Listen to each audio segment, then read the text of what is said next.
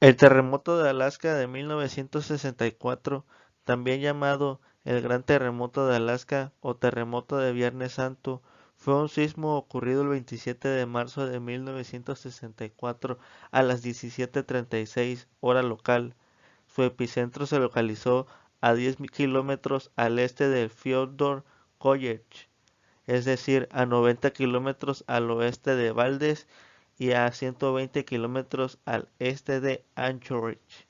Tuvo una magnitud de 9.2 grados Richter y una duración de 4 minutos. Es considerado el terremoto más poderoso registrado en Norteamérica y el tercero más fuerte en la historia de la humanidad. A nivel local, se produjeron una serie de tsunamis extremadamente peligrosos en el centro y sur de Alaska, en fiordos como Whistler y Valdez. La mayoría de las muertes provocadas por el terremoto de 1966 vinieron de estos tsunamis locales en los fiordos. Los científicos reconocen que estos fueron producidos por deslizamientos submarinos que ocurrieron cuando comenzó el terremoto. En el terremoto de 1964, la mayoría de las personas que murieron fue a causa de los tsunamis por deslizamientos de tierras submarinas.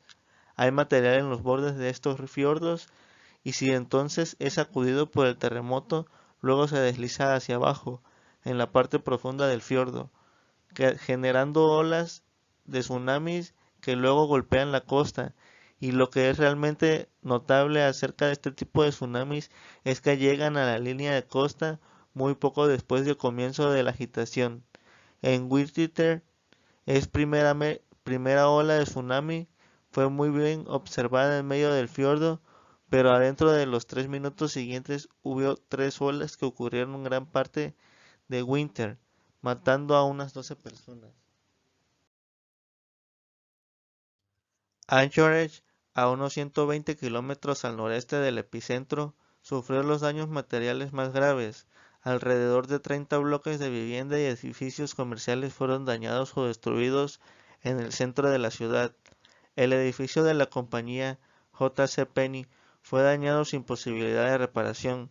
El edificio Four Seasons, una nueva estructura de 6 pisos, se derrumbó y muchos otros edificios de varios pisos sufrieron grave deterioro. La mayoría de las escuelas fueron también devastadas. Los deslizamientos de tierra también causaron graves daños.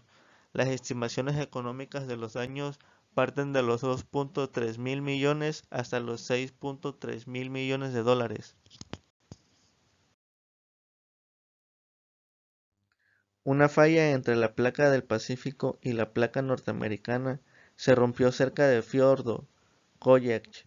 El epicentro del terremoto se localizó a unos 20 kilómetros al norte de Prince William Sound, 125 kilómetros al este de Anchorage y 65 kilómetros al oeste de Valdez. El hipocentro se situó a unos 25 kilómetros de profundidad.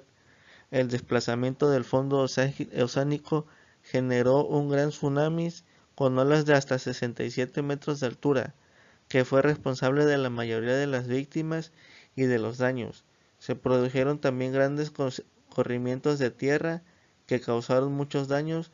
Se produjo un desplazamiento vertical de 11.5 metros que afectaron a unos 250.000 kilómetros cuadrados.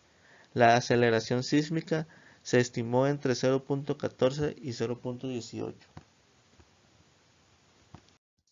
El megaterremoto de Alaska se produjo en una zona de subducción causada porque una placa oceánica, placa del Pacífico, se hunde bajo un continental, placa norteamericana.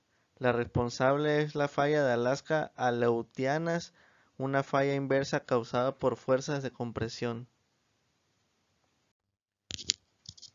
Los efectos del terremoto fueron graves en muchas ciudades, incluyendo Anchorage, Chitina, Glendive, Homero, Esperanza, Casilof, Kenai, Kodiak, Mouse Pass, Portage, Seldovia, Seward, Sterling, Valdez, Wasilla y Winter.